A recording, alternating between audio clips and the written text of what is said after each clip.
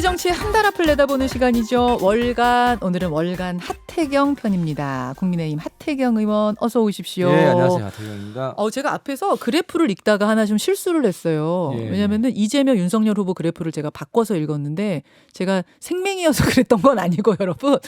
우상호 본부장께서 계속 설을 기점으로 민심이 바뀌었다. 이재명 후보의 이 상승세가 뚜렷하다고 해가지고 제가 그것만 머릿속에 넣고 있다가 그래프를 지금 약간 잘못 읽었는데 여러분들에게 죄송한 말씀 다시 드리고요. 뭐 결집세를 이제 민주당에서 느꼈다고 하지만 아직 저 다시 한번 보여주세요. 그래프. 아직은 이게 추월된 양상은 아니고요. 지금 이 서던 포스트 조사에서는 초접전까지 간 건 맞습니다. 이런 상황으로 초접전 양상으로 지금 보이고 있는 뭐 이런 상황이라는 거 말씀드리고 하 의원님. 예. 하 의원님은 설 민심 어떻게 느끼셨는지 모르겠어요. 이제 뭐 저희 지역이나 부산에서는 네. 아무래도 그 정권 교체 민심이 강합니다. 가장 큰 이유가 이제 부동산 문제도 있지만 그건 수도권이 더 크고 예. 그 자영업 너무 힘들어서 예. 최저임금 특히 이제 부산은 대기업이 없거든요. 중소기업 자영업에서 최저임금이 급격한 인상된 그게 이제 시작이 된 거죠. 그 이후에도 뭐 경제가 호전이 되지 않고 코로나 이후로 재난지원금도 사실 자영업에 좀 몰아줬어야 됐는데 너무 얇게 뭐 전 국민한테 주는 식으로 되다 보니까 실질적인 혜택도 적고 해서 아무래도 그런 민심이 좀 반영되고 있는 것 같습니다. 정권 교체 여론이 높다더라. 예. 그 뭐 우상호 의원이나 앞에서 박찬대 의원이 말씀하신 설을 기점으로 확 좀 지지율의 흐름이 바뀌었다. 요건 동의하기 어려우세요? 그런 계기가 없잖아요. 사실 그 설 직전의 계기라는 게 예. 그 김건희 씨 윤석열 배우자 건인데 그건 리스크가 많이 약화되고 완화되는 방향으로 갔기 때문에 오히려 이제 민주당에서 너무 근거 없이 모함한다. 뭐 이런 이야기들이 차라리 많았습니다. 그렇습니까? 예. 그나저나 우리가 이제 월간을 그야말로 월간으로 진행하고 있는데 지난번에 하태경 의원 나오셨을 때 그때가 내홍이 한창일 때였어요. 맞습니다. 국민의힘. 예. 그래서 이준석 대표가 사퇴를 하느냐 마느냐 하는 그날 아침이었는데 진짜 그렇죠. 최고로 갈등이 예. 고조된 아침이었는데 그날 하태경 의원이 월간에서 이거 밀당입니다. 잘 풀릴 거예요. 저는 좀 놀랐었거든요. 이분이 왜 이러시나. 아니 근데 맞추셨어요. 예, 저는 이제 그렇게 봤는데 실제로 이제 그날 오전 오후 연이어 의총이 있었거든요. 예. 근데 이제 의총 분위기는 사실 심각했습니다. 심각했고 왜냐하면 이제 지도부 원내 지도부가 총대를 메고 이제 사퇴 드라이브를 걸었어요. 예, 그랬죠. 깜짝 놀랐는데 그래서 오전에 이제 압도적 다수가 안 되면서 오후에 다시 한번 열었고 그래서 이제 이 대표 사퇴 반대하는 사람도 좀 많이 빠졌어요. 원내 지도부 너무 강경이었기 때문에. 근데 아무튼 제가 총대를 좀 맸죠. 이거 잘 풀릴 수 있는데 너무 오버하다가 이제 선거 끝난다. 그래서 아무튼 제가 이번 선거 때 생각하면 가장 잘한 일 중에 하나가 이 대표 사퇴를 막은 거. 이제 그거 안 막았으면 정말 선거 어려웠을 겁니다.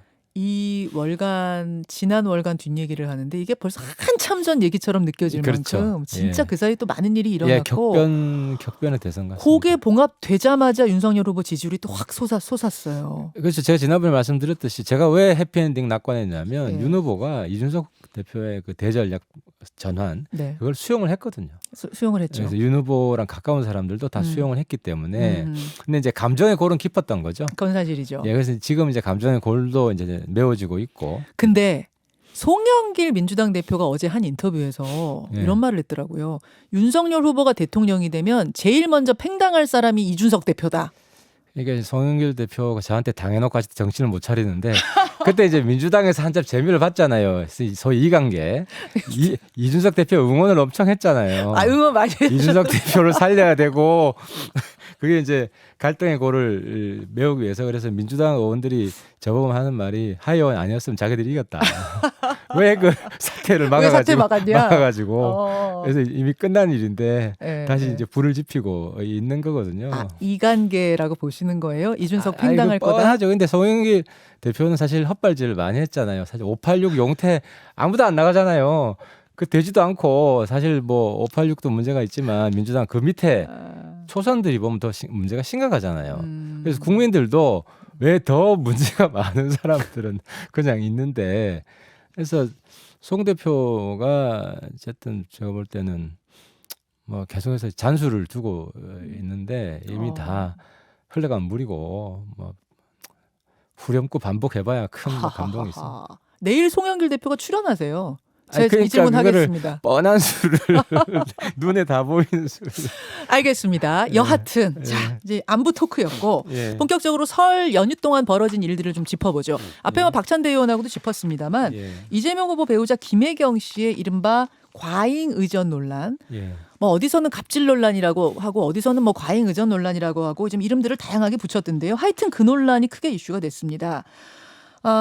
뭐 앞에서 설명들은 제가 쭉 드렸기 때문에 다시 하진 않겠고요. 어떻게 보십니까? 그러니까 이제 본질은 이제 권력의 사유화잖아요. 사적으로 공무원들을 이제 부리는 건데, 그리고 이제 해명도 보면 좀 아주 말이 안 돼요. 예를 들어 누가 음식을 시켜줬다, 마치 자기는 안 시켰는데 배 씨가 배 씨가 알아서 5급 공무원 배 씨가 7급 공무원 A 씨를 시켜서 사서 갖다 놓으라고 했다는 거거든요. 그러니까 이제 배 씨가 우렁각시라는 이야기인데 어.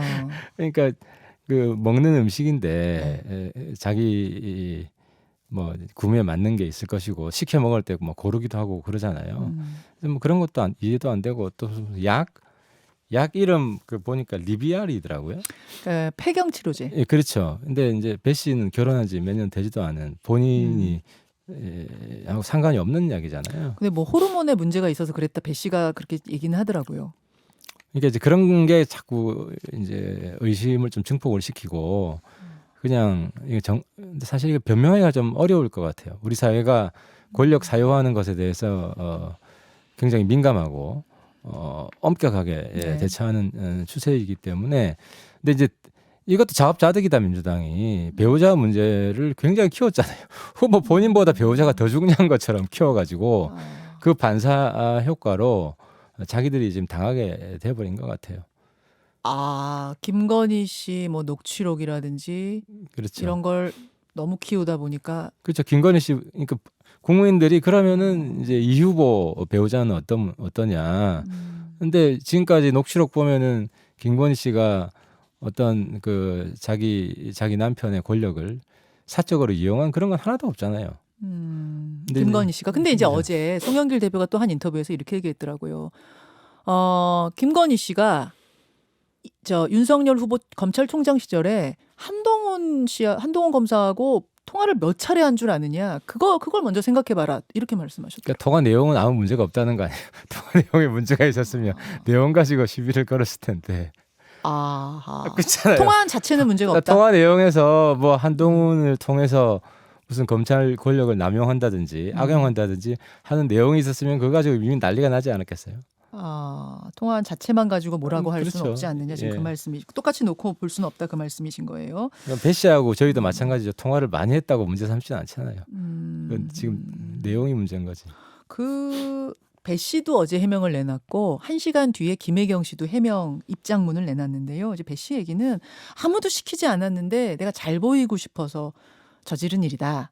이런 얘기고 김혜경 씨의 해명을 보면 내가 공과 사 구분을 못했다. 즉 배 씨하고 친해서 친한 사람 조력을 받는다는 생각으로 이렇게 한 건데 죄송하다. 뭐 이렇게 지금 해명이 나왔어요. 그러니까 예를 들어 이제 제 입장에서 보면 우리 사무실 직원이 우리 네. 와이프를 위해서 자꾸 알아서 해준다. 네. 그럼 야단쳐야 되잖아요. 그만두게 해야 되잖아요. 이제 그런 마인드가 아예 없고 그러면 더 좋아할 것이다라고 생각했으면 그것도 더 큰 문제죠. 사실 해명이 공적 권력, 대통령 권력을 가지기에는 예. 너무 부적절하다. 사실 최순실 문제도 그렇잖아요. 그만두게 했어야 되잖아요. 그렇죠. 예, 그런 게 이제 비선 실세들을 키우는 것이고. 하지 말라고 했었어야 된다. 그렇죠. 친하니까 도와줘가 아니라. 그치, 공무원들이 그런 사적인 일을 자꾸 하게 되면 예. 해도 문제가 없다. 이제 그게 사실도 아니지만, 그래서 아무튼 이 문제는 권력을 사적으로 활용하는 이런 습성이 든 사람들 아니냐. 그런 의심을 사기에 충분하죠. 민주당에서는 이제 사과를 하긴 했지만 이게 관행이어서 뭐 관행처럼 벌어졌던 일이다 이렇게 얘기를 했는데 정말 전국에 지금 지자체장이 한 226명 있지 않습니까? 이런 일들이 관행이라고 할 만합니까? 얼마나 조심하는데요. 많이 네, 조심한다고요? 얼마나 조심하는데요. 사실 국회의원들도 다 조심하고 전국의 지자체장들 아마 공동 성명이 나올 수도 있을 것 같은데 아 그래요? 다른 사람들도 똑같냐. 그리고 성남시장일 때도 똑같이 했다는 거 아닙니까? 어허. 성남시장 때도 자기의 공적 권력을 누군가가 이제 사적으로 쓰는 것에 대해서 아무런 제지를 안 하고 경고도 안 하고 그대로 지금까지 경기도까지도 이루어져 왔고 실제로 그분이 이 5급 올라왔잖아요. 네. 그것도 사실 상당히 석연치 않은 부분이 좀 있죠. 아 그건 무슨 말씀이실까요? 지방 공무원 5급이면 상당히 높은 높죠. 급수잖아요. 그래서 7급에서 성남시장이 7급인데 두 단계를 올라왔잖아요. 네.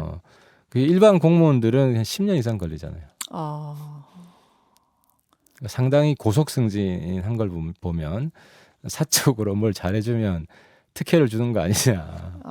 그러니까 저 집은 공사를 전혀 공사 구분이 안 되는 그리고 오히려 즐기는 이런 사람들이다라는 판단을 할 수 있게 하는 거죠. 이게 영향을 줄 거라고 보세요? 영향 크게 주죠. 크게 줍니까? 그래서 앞으로 사실 김건희 리스크는 많이 약화되고 완화되고 있는데 오히려 김혜경 리스크가 오히려 좀 커진 상황입니다. 김혜경 씨 혹시 고발합니까 국민의힘에서? 그건 뭐 법적인 건 한번 봐야 되겠는데 법적으로 문제 있으면 당연히 고발해야죠. 예. 알겠습니다. 오늘 TV 토론 있습니다. 이제 예. 다자 4명이 모여서 하는 첫 토론. 어제는 이제 양자, 김동연, 이재명 두 후보의 토론이 있었고 내일 다자 토론, 오늘 다자 토론이 있는데 어떻게 보세요?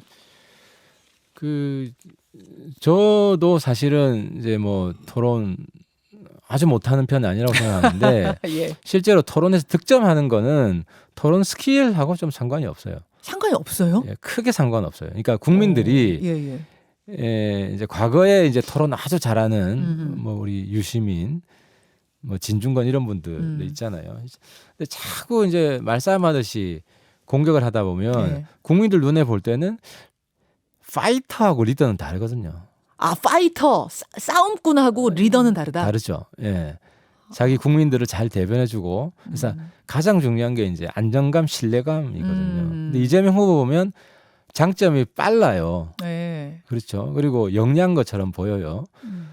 근데 빨라서 너무 입장을 자주 바꿔요. 예. 입장을 자주 바꾸는 사람이 똑똑하다? 이러면은 긍정적인 면보다는 리더로서 우리 국가가 굉장히 혼란스럽겠구나. 이제 그 순간만 보는 게 아니라 종합적으로 보잖아요. 그래서 이제 TV 토론 통해서 누가 더 국민들한테 안정감을 주고 신뢰감. 그러니까 안정감, 신뢰감이 제일 중요한 것 같아요.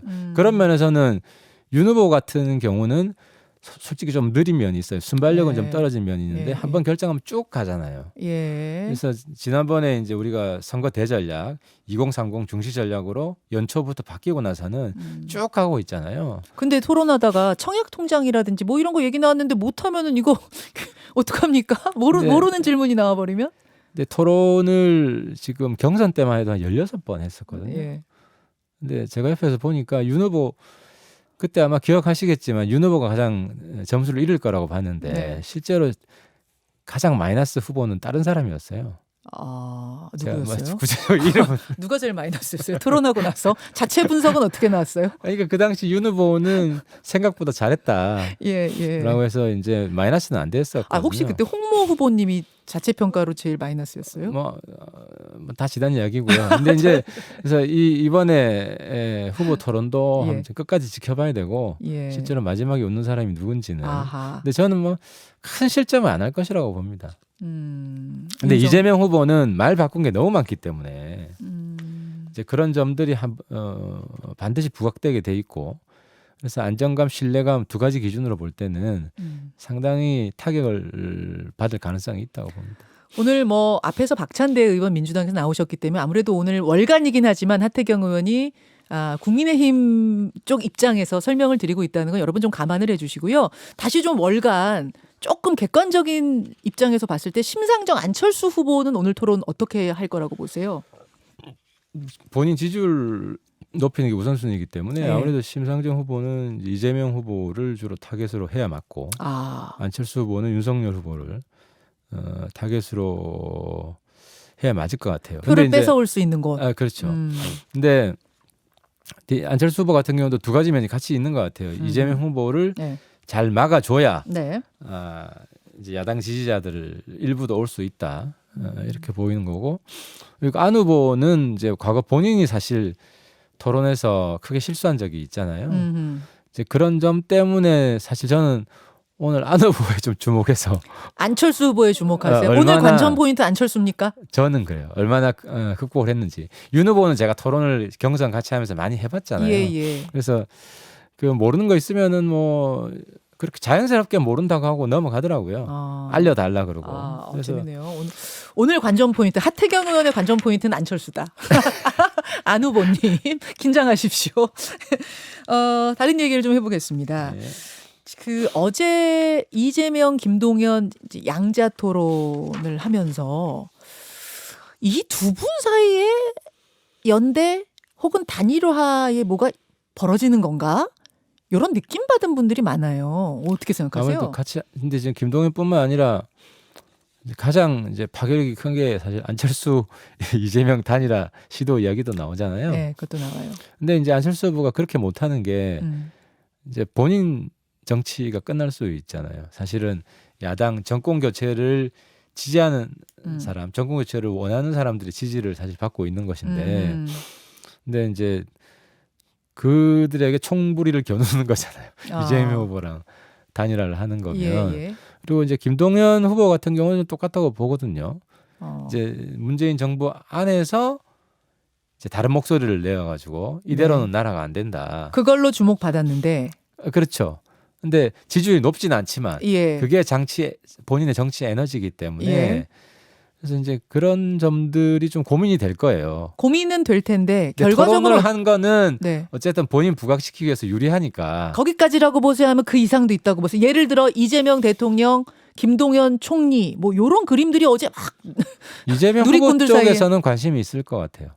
이재명 후보 쪽에서는 예, 근데 이제 김동연 쪽에서는 뭐 그런 상황을 뭐 즐길 수는 있겠지만 실제로 손 잡으면 본인 정치 미래가 저는 없을 것 같고요. 손 잡으면 끝이다. 그렇죠. 정치적으로. 예. 그렇게 또 내다보시는군요. 결국 안 잡을 거라고 보세요. 그리고 플러스가 별로 안 될 것 같아요. 근데 이재명 후보 쪽에서는 한번 뭐 일회용 효과는 있지만 구조적으로 지지율이 넘어간다 하는 건 쉽지 않을 것 같아요. 30초 남았는데요. 예. 김종인 전 총괄 선대위원장 진짜로 이재명 후보 만날 거라고 보세요? 뭐 만나면 쓴소리 많이 하시겠죠. 그러니까 이 여야를 뛰어넘은 어르신이기 때문에 만날 수는 있는데 대선을 앞두고 뭐 이재명 후보 지지선하거나 이런 일은 없을 거고 그래서 뭐 이재명 후보 쪽에서도 만나봐야 뭐 큰 효과, 플러스 효과가 있겠냐고 생각하는 것 같아요. 만나긴 만날 것 같은가 봐요. 그건 모르겠어요. 말씀하시는 게. 알겠습니다. 오늘 여기까지 설 연휴 끝 월간 하태경 의원과 함께 해봤습니다. 하태경 의원님 고맙습니다. 예, 수고하셨습니다. 김현정의 뉴스쇼는 청취자 여러분의 참여로 이루어집니다. 트위터, 페이스북, 레인보우 게시판, 그리고 단문 50원, 장문 100원의 유료 문자 샵 1212, 우물정 1212 통해 참여하실 수 있습니다. 김현정의 뉴스쇼, 여러분과 함께 만듭니다.